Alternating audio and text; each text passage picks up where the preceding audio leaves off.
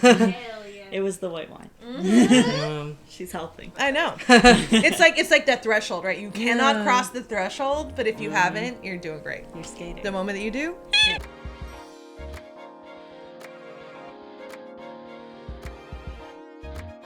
Hi folks, my name is Brisa Areli Muñoz. I'm the Director of Artistic Innovation and Emergent Magic here at MTF. And MTF equips artists to create musical stories as a collective force for justice, healing, and radical imagination. Joining me tonight are Melliot, the incredible duo who are a part of our Makers Cohort, our 2-year developmental program that supports folks developing their works. And it's such a joy to be in conversation with both of you all here today. I'm excited to talk a little bit more about your work and really get into the weeds, if that sounds all right. So let's start by, I would love for you both to introduce yourselves. Can you please each just share a little bit about who you are, your artistry, and anything you'd like to share with our audiences? Of course. Thank you for having us, Brisa and MTF. My name is Elliot Valentine. I am a composer, book writer, and dramaturg, and I make up one half of our writing team, Melliot. And my name is Mel Hornyak. I'm a lyricist and librettist, and I am the other half of Melliot. And together we write speculative fiction, so that's anything that's not taking place in the real world, sci-fi, fantasy, horror, that centers queer and trans characters and queer and trans experiences. Is sort of our tagline, but we also do a lot of stuff that isn't that, as I'm sure we'll get into today. Totally. I'm so excited to talk about the vast array of projects that you have. Can we first talk a little bit about how you came up with this genre and the sort of specificity around speculative fiction and sci-fi and all of that? How did this all come to be? Yeah, so both of us come from like a prose and like novel writing background. Like I was a huge fantasy and sci-fi geek as a kid. Elliot similarly was really into speculative fiction.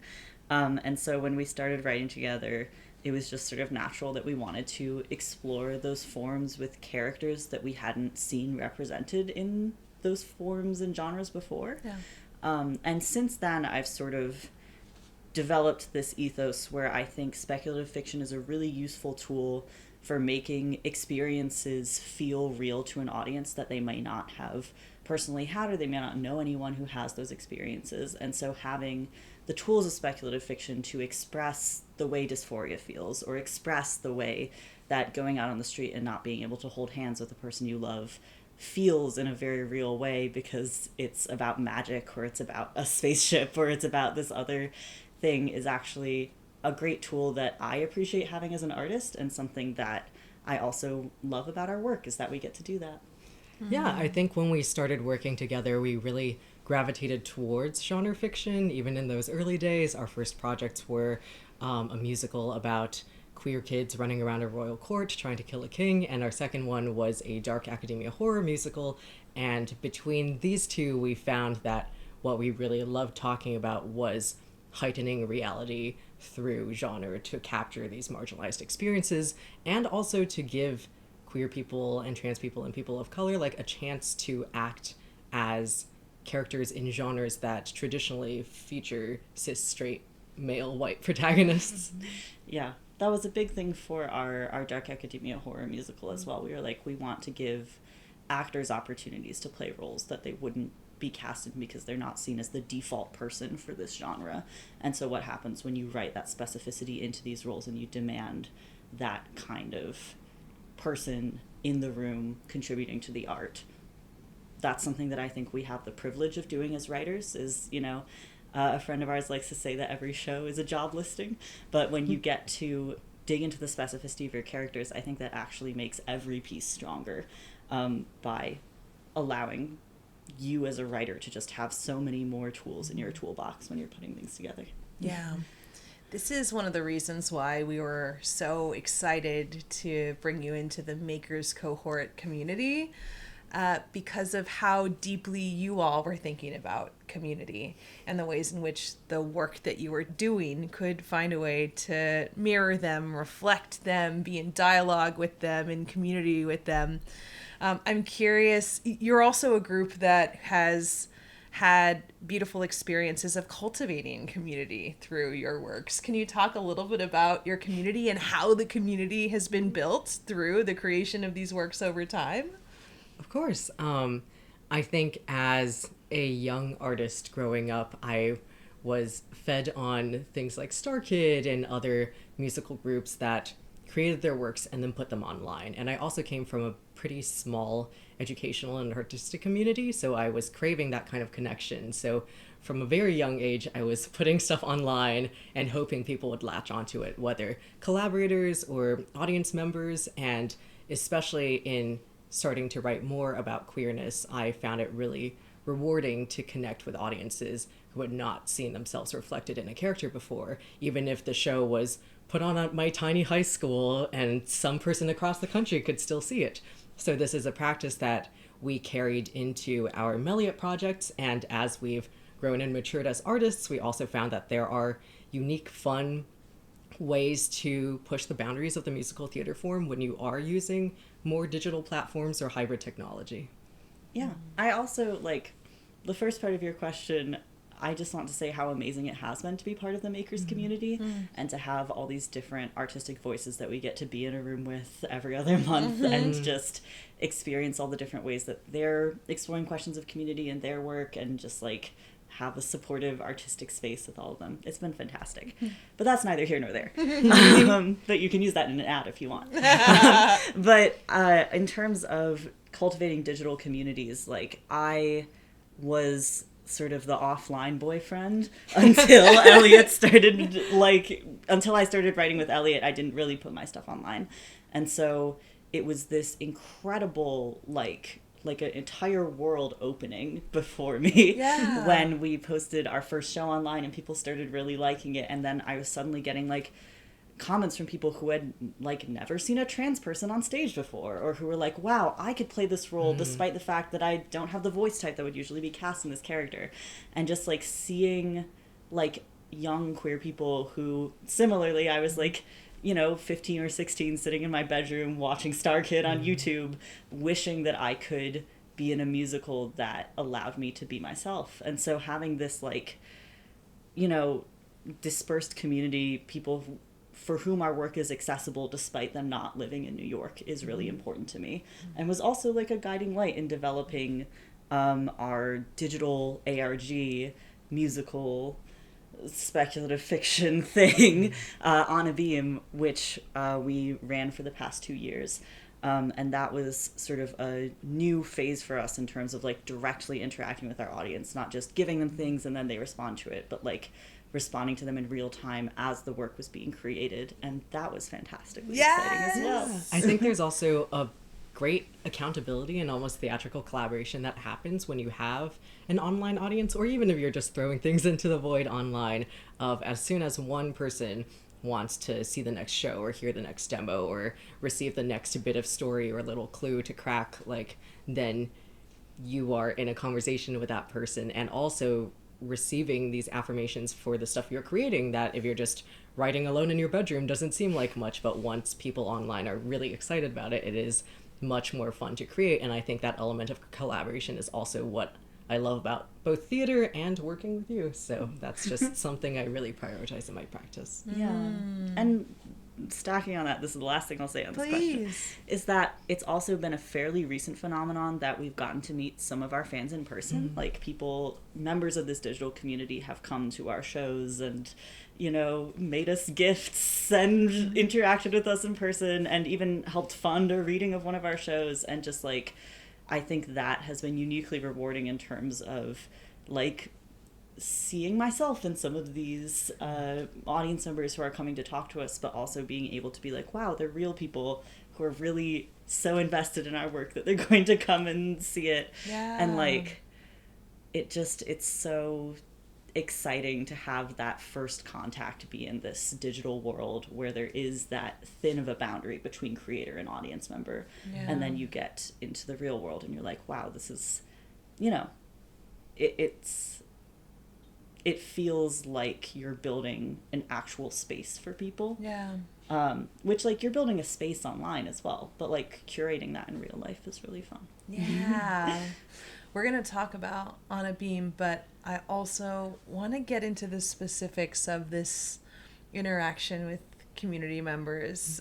You created a musical that's going up in a small college town. Can you tell us about how that happened and give us that experience of being able to meet, you know, your fans, your supporters, your community that showed up in this tiny town to come watch this original work that you had made? Can you tell me just a little bit about that? Yeah, of course. So in 2021, when we started writing together, our first show was called The Art of Pleasing Princes. It was basically everything we wanted to put in a musical, all in one musical, which it was like made it 3 hours long. It was like a little bit like Something Rotten, and a little bit like falsettos, and a little bit like Hamilton, and like it was just, I'm gonna take all of my favorite musicals and put them into one show, which is not a good. It was 3.5 hours long.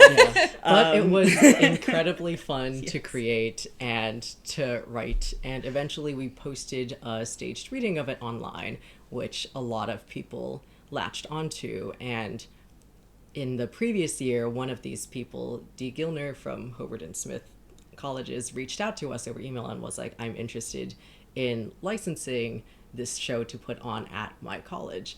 And we thought it was also the perfect time for a rewrite of the show, because our other projects were more aimed towards older audience, and we wanted something that could be performed at colleges and high schools. So we went through a very intensive writing process, and this spring the Phoenix Players at Hobart and William Smith colleges put up the production. And we are also both artists who incorporate education into our practice, so it's especially valuable to get to work on this workshop production with the students and visit occasionally and get to lead rehearsals or teach kids how to use a soundboard, and also mentor people through the various trials and tribulations of putting on theater as undergrads. Yeah.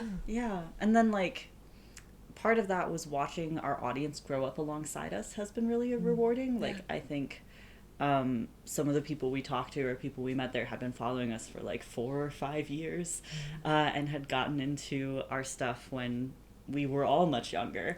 And so it was nice to see, like, you know, Dee is now in a leadership position at their college and really wanted to put on this show. And that was just so exciting to see as like people who are starting to become collaborators or entering the theater scene. And knowing that new production of this show was going on really excited our online audience. The show was in Geneva, New York, which is 5 hours drive from New York City, as most other places. It is beautiful. It is by the Finger Lakes. But I think a bunch of groups of kids and their families came up to see the performances, which was just an amazing experience. I think it was the most we had seen our community in one place. People contacted each other on social media and carpooled, and also made gifts for us and the cast, which was also very valuable to these undergrad theater makers who are seeing the direct ways their work is impacting mostly high school students and people a little younger than them. But it was lovely. But I remember this for our Dark Academia horror musical. Like, we did this big publicity push for it before opening because tickets were free. We wanted people to come see it. And then we had a couple of carpools of people who had driven from Long Island or like Pennsylvania to New Jersey to go see it. And some of them had learned the choreography from one of our rehearsal videos and like did it for us and the cast in the lobby, and we're getting people to sign programs. Like, these are, you know, we were all college students. We were like 22, 23, like sitting there. And it was just so like, that little germ of a feeling of like, oh, there's like 5 or 6 people here was so much bigger in Geneva, where we got to interact one-on-one with them and see the ways that like they knew each other and found each other through being here. And we're just like, yeah, it's just nice to, I feel like one thing that I try to really do as an artist is like create hope, especially when I find it difficult to find hope in the world or like find light in the world. And I think it's easy to forget when you're sitting in your room alone working on a musical that what you're doing is actually making an opportunity for people to find hope and for people to follow you on that path and to make hope for other people. So I think that was just so beautiful to be like, yes, there are other people who are like here with me at the end of this journey. They've all seen this show. They've all followed me into this place.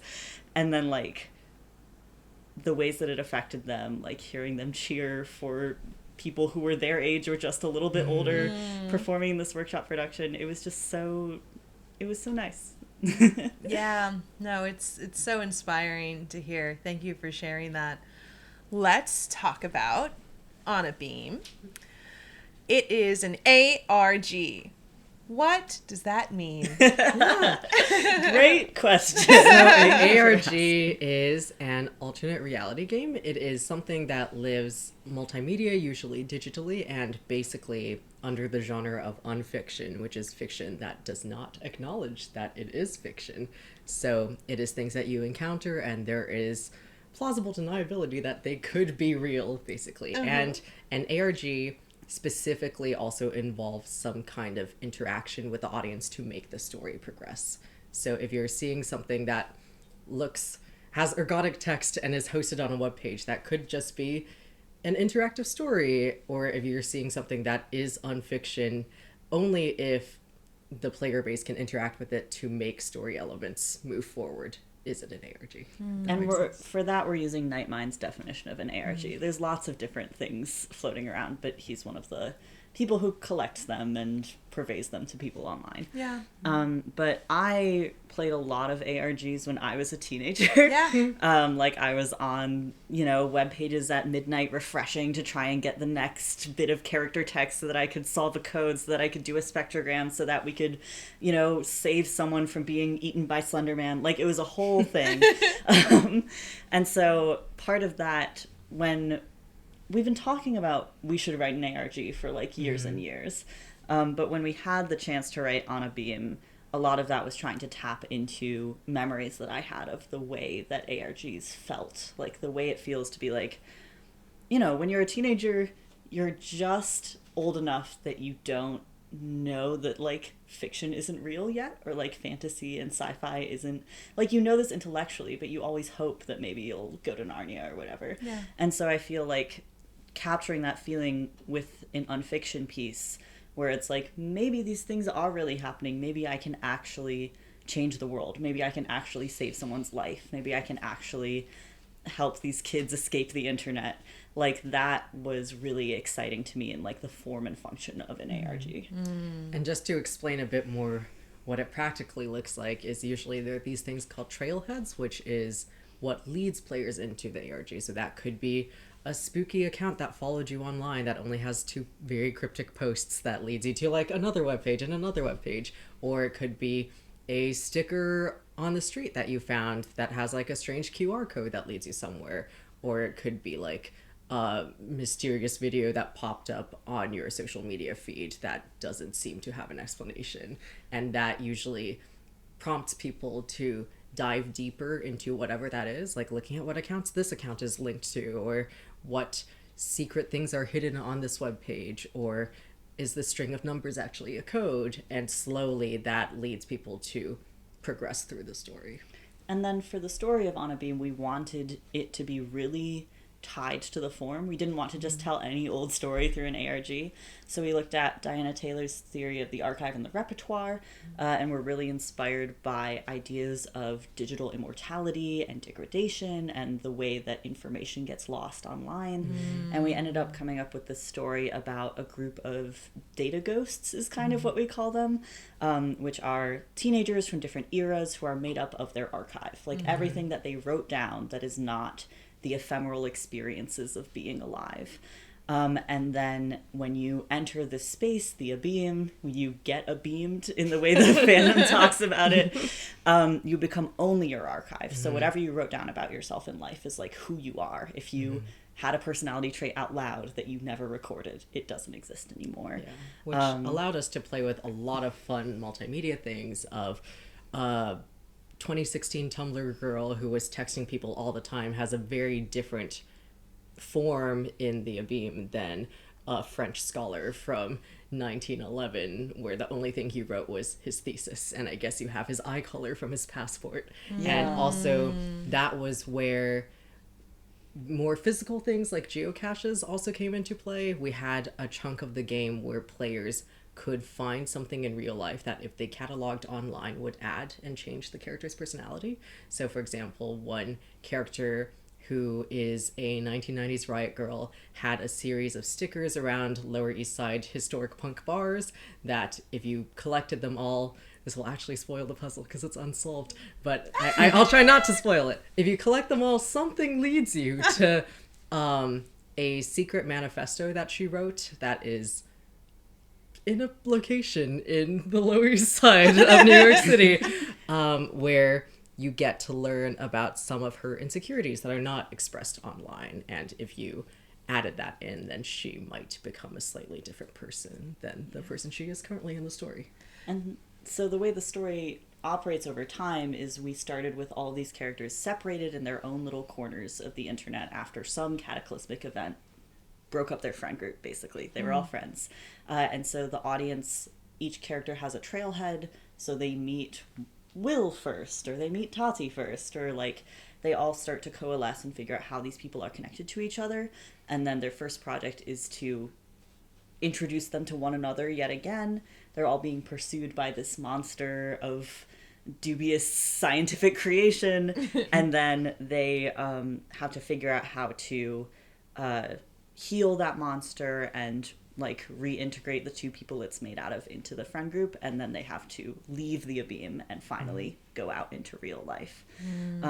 So we were really interested in themes of like friendship and preservation and sort of the ways that we represent ourselves to one another. Yeah. And part of the reason we did it in the first place was because we really wanted to reconnect with some of our friends from college. It's because we were looking at some of our old group chats of friends when we all lived in the same place and actually shocked by the little amount of information there was in those chats. It was mostly like, do you want to meet at this place at 3:15? Or like, I'm at the restaurant, we'll see you for dinner. And very little of the actual stuff we talked about, and I can't recall the things we talked about, so that was just all lost in our repertoire somewhere. But now that we live in different places, most of our communication does happen online, so it is cataloged and you can read through it, and just the differences in that were fascinating to me. And so we also got to collaborate with some of our friends for the first time, which was really exciting. We had people who were co-writers with us, co-conceptors with us,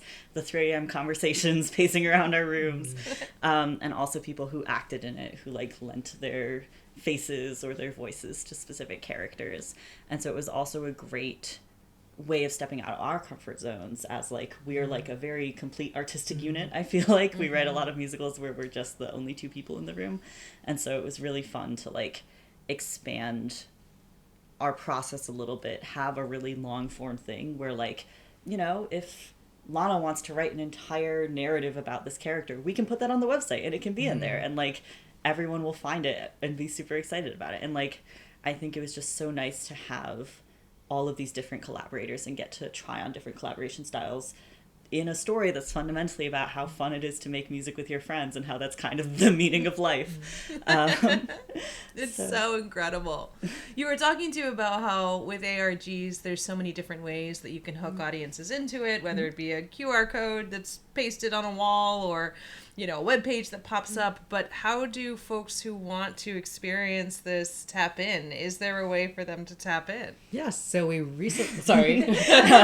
No, there's a great TikTok of me pitching it where I go www.onabeam.com. It's on-abeam. That's Yes. en-abime.com. But we finished the game in January of 2026, which was wonderful because it meant we could finally talk about it, because part of the unfiction thing was we were totally anonymous and not able to say anything as creators to the fan base. And after we had finished it, what we essentially did was make a linear version of it, because there had been several live events or things that you could have only experienced if you were tapped into this webpage at this time and also this Discord server or something. So we collected various screenshots and videos from those and rearranged the web pages in a way that made sense. So now you can go read it online. You won't, alas, get the experience of talking to the characters or the various things that happened during the run of the game, but you will get to see the story that played out through that. Yeah. And I do want to talk about live events for a second, Please. if I can, because I feel like talking about the intersection of theater and technology, that's what MTF does a lot. Yeah. And I think that's also part of where, like, why our artistic practice is such a good, like, friction with this organization, is that I think, you know, we had a couple of events where, like, we would give players a countdown, like, in 3 days at this time, something big will happen, be prepared. And then, for example, we had one where a character had to navigate across the website to find another character at a different link. And so he could follow, you know, he can only go to a different webpage if it's linked from this webpage. And so the task for the players was to model the entire webpage and solve all of these codes by the time he left. And then he also had a song about traveling that was, like, hidden on each of these pages as he got there. And there was also, you know, this monster who was chasing him, and so the players also had to keep track of where that monster was in relation. Like, they could each move kind of like a game piece on a board. Like, they could each move one step every 10 minutes, and the players had to give directions to try and confuse one character and then try and get the other one to where he was supposed to go. And once he landed at the place, we had a drop of several web pages with the character he was meeting up there. So that was the little reward for the players for guiding him there. But it was this crazy experience because, like, we were sitting with, like, 3 computers and 2 phones open on our kitchen table. It was 2 updating... hours of 15-second intervals where I had to update this website it was every 15 seconds. 15 minutes, right? Or no. It wasn't 15 seconds. It was like 5 minutes or 10 minutes. Yeah, maybe it was longer than 15 seconds. Yeah, but it felt like 15 seconds. Some amount of minutes, yeah. But I think it was like, like we were going through all of these like crazy things. Also, the players were like, oh, we're going to, you know, they love to throw their ideas at it. So it was like, we're going to distract this character by making a Discord server full of things that we've learned this character likes to, like, distract them from following Will. Which was fantastic because it was like, oh my god, they understand the character and they're, like, invested in talking to them and they're excited that this is the first time they talk to them. It was also distracting to me, the person who has to be typing in the chat and also updating the website. It was answering emails, typing in the Discord server, and also checking the website to see if it was refreshing. And checking the polls that they were figuring out on the website. Yep. But I had this zen-like calm in the middle of this hurricane where I was like, this is just... Well, I had a zen-like calm. And I was like, this is just like running a musical. Like, that's how I feel when someone is performing a work on stage and when I'm performing in a work and when I'm like, I guess it felt most like stage managing, actually. Yeah. But in the sense of, like, I think the collective live experience, watching people in the chat be like, oh my god, he's here, like, what do we do about this? He ran into the twin, how do we, like, solve that? Like, it just felt like hearing people laugh next to you in a theater when you're watching your work on stage, or it felt like, you know, hearing someone sniffle in the middle of a beautiful song. And so it just made me think about synchronicity as a definition of live experience. I think often we talk about liveness as, like, you're all in the same room together. And I think when you move into digital spaces, that becomes very squishy. It's hard to define. Yeah. But when you have a linear experience through time with other people that no one can ever have again, that you are having in this singular space, I feel like there was just something really, like, very theater-like about it. Yeah. That was just really exciting, and having that, like, back and forth with the audience and having that, you know, my favorite thing about doing work is having an audience there and seeing how they react to it. And so getting to, like, be a fly on the wall as you're seeing exactly what they're thinking all the time because they have to talk to each other and say what they're thinking was, like, so great as a creator. It was also so magical that at the end of our process we had this, like, yearbook thing where people could leave messages for the players, and something that really stood out to me was everyone remembered exactly where they were. For example, for this live event, someone was like, I was sitting under a library desk refreshing my phone frantically. Someone was like, I was about to board an airplane. And it's so somatically and mentally, like, connected to this specific moment for them that you just can't get from rereading the chat of what everyone said. And to everyone, it was like this experience that I had in the specific place at the specific time with these people. And it's also, like, because it's unfiction, I think, like, I had the experience with these players where, like, they do, like, view the characters as their friends. Yeah. And then there's this moment where, like, you are kind of talking to a friend. Like, there's a character in there who's struggling with depression. Like, he tried to leave his depressive tendencies outside by, like, hiding a specific cassette in a geocache in Colorado. In oh my Chicago. God. By hiding a specific cassette in a geocache in Chicago. But then, like, players began to email him and talk to him, not just to get information about the game or figure out how to solve codes, but they were like, hey, I struggled with this when I was your age. Here's what helped. Or, like, here's my favorite song that always makes me feel better when I, get depressed. And so it was this, like, moment where it felt like, yes, you are talking to this character, but also we're, like, two human beings who have struggled with the same problem talking to each other about how to feel better when you're sad. And it just, like, I think there's a third different thing there that isn't a creator and audience relationship, that isn't a friendship, but it was just so, like, beautiful to me that, like, we gave the players so much power in this. We were like, you can kill them. Like, there are ways that these characters can die in this world, and everyone consistently chose to be, like, kind and nice and treat, like email this guy like he was a real person and try to, like, help him as though he was this lost teenager in the internet. And that just, like, really, it struck me in, like, a beautiful way. It was just nice to enter that space with people. Hello, hello, hello. This is Ardai Knox, and I am co-executive director of Musical Theater Factory, specifically the director of decolonization and sustainability. And I am coming at you to remind you to subscribe to The Vibe.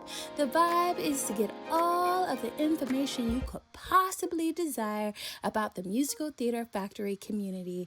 We let you know what our artists are doing in the world. We let you know what they're doing in our home, in our community base, and it has lots of tips and tricks and links to help you further your career, whether you're a director, an actor, a writer, or just an audience member who wants to stay plugged in.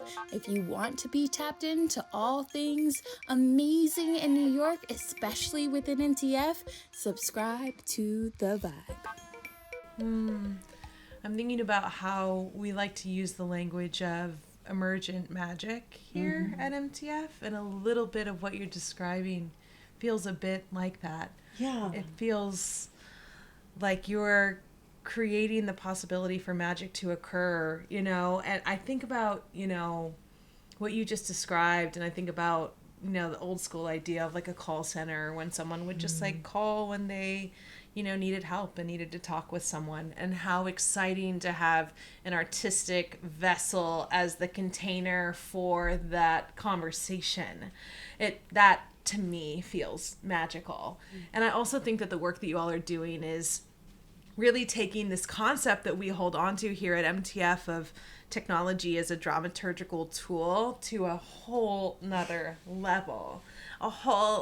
Another level of immersion and depth and empathy, and it's just really inspiring to hear this work that you're doing, and that this is really just the beginning. And I know we started talking too about digital audiences, but I want to find a way to sort of come full circle to this moment now too, and this maker's journey, to talk about a work that you are building that's specifically for live audiences, inspired by the incredible Lou Sullivan. Could you please tell us a little bit more about that work? Yes. I'm so excited that you asked about it. Yes, so the musical we're working on right now is called Someone Like Me, tentatively, and it's about Lou Sullivan, who is a gay and trans activist from 1980s San Francisco, who wrote in a diary basically every day of his life, chronicling his journey from this spunky Beatlemaniac in 1960s Wisconsin to this sort of icon of gay trans men in San Francisco around this time. Pretty much a time when being gay meant that you couldn't be trans. Like, he was refused transition care by the Stanford Gender Clinic. He was met with pretty much suspicion everywhere he went just because he was attracted to men and not women.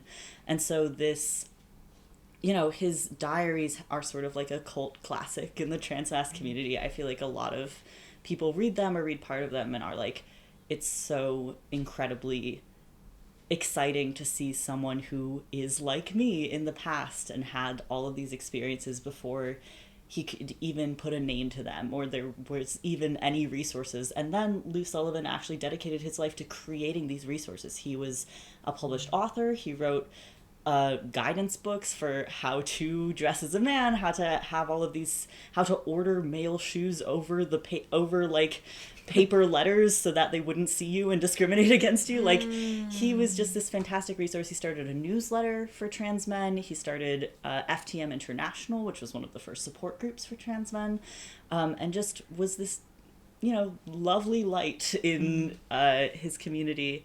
And so we read his diaries last year. Thought it was incredibly exciting. He's also really into music. Like, his name came from Lou Reed, who is one of his favorite musicians. And then he talks about, the Beatles and Bob Dylan and all of these, like, iconic figures that he looks up to and listens to throughout his life. So I think we were in agreement. We were like, this diary is musical. Like, there is a musical in there. And we had this whirlwind trip to San Francisco. We visited the GLBT Historical Archives, which he was also a founding member of, and donated his whole archive to after he passed, not just the diaries, but like cassette tapes, films he played at FTM International meetings, like every letter he wrote to another trans man who, he was writing to people who lived in like Ohio and like Texas, being like, there's hope for you. Like, come out here. I'll put you up in my house. And, like, sorry, I love him so much. Yeah. And anyway, so we're working on an adaptation of these diaries. We licensed them from the GLBT Historical Society. They are also lovely people. You should go and visit the GLBT Historical Society if you are at all interested in queer history, and especially in queer history in San Francisco. But it's just been so beautiful to craft this experience with like an in-person audience in mind, but also on similar themes to On a Beam. Like, if you can't tell, we're really interested in the archive and interested in like the traces that people leave behind. And Lou Sullivan sadly passed away in 1991 from AIDS, and so part of this is also talking to him as someone for whom we can only know his archive, for whom we can only know his legacy, but also trying to honor that legacy and honor that archive and get so deep into it that we can create, hopefully, what I aspire to be, a work that makes him better known to more people who can come and have that same experience where they meet Lou Sullivan and they say, that guy's just like me. And now I know a little bit more about who I am. It's beautiful. I think you did such a beautiful job at encapsulating all that this show is. What excites you about making this musical alongside Mel? Yeah, I think you kind of covered everything. Sorry, that was like a 2-minute rant. It was great. I was like, I don't know. Honestly, the fact that the diaries are musical is actually a quote that I think the archivists at the GLBT Historical Society said to us. Like, the music genres are not only what grounds him in various eras, but also where he gets like inspiration for his gender identity and like self-identification and all of that through. I think that watching this person grow up around these pivotal figures is also an experience that many of us can relate to, of like, who is the person that you want to be and who are the people that you want to find who are like you. And I think also what you mentioned about digging into his archive, this is the first truly like adaptational project we've worked on, and just figuring out how to capture the emotional quality of what one can feel reading his diaries in a totally different form has just been incredibly fun. Yeah. And also talking about these two projects next to each other is making like working on someone like me feels like there's a third writer in the room a little bit. Like, there's me and there's Elliot, and also there's Lee Sullivan, who is not here, but his words are here, and his like tone, and he's good at things that I'm not good at, and I hope that I can also lend a little bit of my unique writing voice to what he says. And it's been like, I won't get into it, but like I feel like I've had Lou Sullivan dreams. I've had like Lou Sullivan like delirious 4 a.m. hallucinations while I'm working on this show. As an adaptation, it doesn't feel like taking someone else's work and trying to turn it into our own thing. It feels like making something in collaboration with Lou Sullivan that neither of us could have made alone.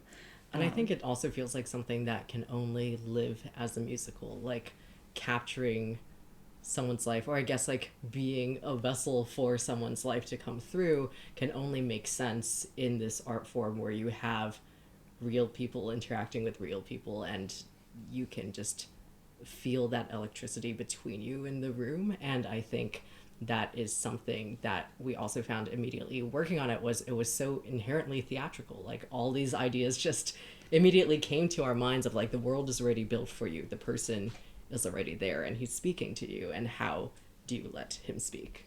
Yeah, I often feel like I'm just writing down what he says. Again, full of pride, but it's just nice. Because his diaries, his voice is so distinct and vivid, and like he knows who he is, and he's telling you like on every single page. And I also admire his like technical skill as a writer. And I'm starting to read all the books that he read and seeing how he developed that style through being inspired by other gay writers. And like, it's just such a, I thought that working on an adaptation would be really difficult after writing mostly original works. But I'm just really glad that it's this one, and that it's the one that like we get to craft in concert with him. Yeah, and in this conversation about our online and in-person communities, I think a huge grounding force for me in working on this show is remembering that like who we're working on the show for isn't us or isn't our theatrical collaborators and friends. It is like trans people who do not yet know that someone like them existed all this time ago, and I hope that many other young trans people can connect to his story and discover a bit of his magic through our show. And I also, in terms of digitalness versus in-personness, like I think one of the reasons that Lou Sullivan is more of an in-person experience is that I really believe in the ability for being in the same room as someone who is different from you to change hearts and minds, but not that, like I think when an audience member who may not like believe Lou Sullivan when he says who he is, or someone who might even hear the topic of the show and be a little skeptical, gets in the room with a bunch of gay and trans people who are having fun on stage, there's something you have to recognize about your like shared humanity, and about, even if you don't leave the show being like, yes, I agree with this person, I feel like you can at least recognize like the sort of happiness and joy that is at the core of his experience, and at the core of like making theater with a bunch of your friends and with people who care about it. And so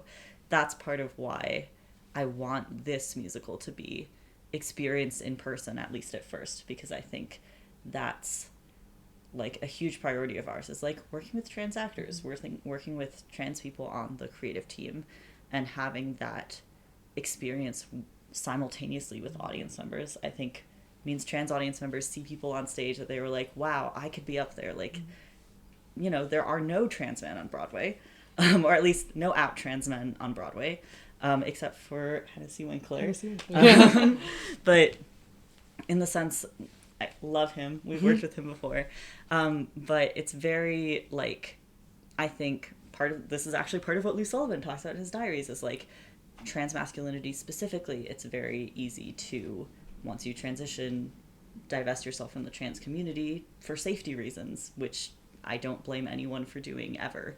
But I think part of what we want to do with this show is to create that opportunity for like out and proud trans people who may not otherwise have the chance to be in this big flashy musical, to present their artistry to people and, make that a huge part of the show. So Someone Like Me is being developed here at MTF, and we're really excited for the continued development of it. Is there anything else you want to share about it? Yeah, it has been so exciting to work with MTF on this project, and it just felt like the perfect project for us to connect on. I did want to mention that the title is a direct quote from Lou Sullivan's diaries, because of course it is, where he's 14 or 15 and he writes, I want to look like what I am, but I don't know what someone like me looks like. And so we've had this conversation before of like, you could write 1 million musicals in this diary. You could write about romance. You could write about family. You could write about the 60s if you really wanted to. And it's a little bit about all of those things, but what we really wanted to write about was the experience of finding yourself and finding community when you know who you are, but you haven't figured out what someone like you looks like. And also, the broader social implications of that, how I hope other people will find someone like them when we get to share it with people. And as we wrap, how can audiences find you? Yes, we are Melliot Writes on social media like Instagram, TikTok, Tumblr, YouTube, and also you can find us at our website, melliotwrites.com. And that is Melliot. And the word writes. WRITES. Not the other spelling of it, but it's because I'm Mel and he's Elliot, and then you sort of squish them together. We're so grateful for you as a duo. Thank you so much for spending time with us. Thank you so much. It's such a joy. Truly, truly. Thank you for hosting us. This has been a wonderful conversation. Of course. It's wonderful to be here. Thank you. Likewise. And I'm really excited for audiences to get to know you a little bit more. I'm Brisa Areli Muñoz, Director of Artistic Innovation and Emergent Magic. Thank you so much for being a part of this conversation with us. Have a beautiful day.